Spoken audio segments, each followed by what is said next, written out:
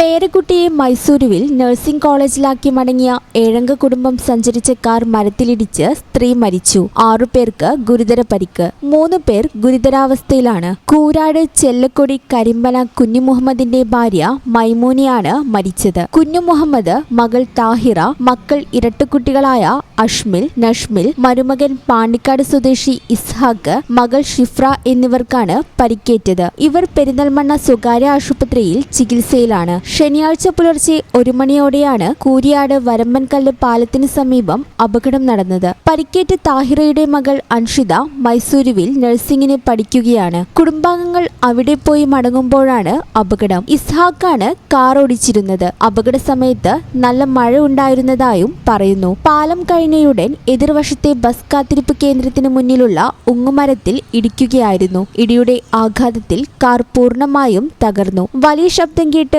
ഓടിക്കൂടിയ നാട്ടുകാരാണ് രക്ഷാപ്രവർത്തനം നടത്തിയത്. വണ്ടൂർ പോലീസും ട്രോമ കെയർ പ്രവർത്തകരുമെത്തി വിവിധ ആംബുലൻസുകളിൽ എല്ലാവരെയും ആശുപത്രിയിൽ എത്തിച്ചു. പെരിന്തൽമണ്ണയിലേക്ക് കൊണ്ടുപോകുന്ന വഴിയാണ് മൈമൂന മരിച്ചത്. ചെല്ലക്കൊടിയിലെ വീട്ടിലെത്താൻ 1.5 കിലോമീറ്റർ മാത്രം ദൂരം ബാക്കിയുള്ളപ്പോഴാണ് കുടുംബത്തെ ദുരന്തം വേട്ടയാടിയത്.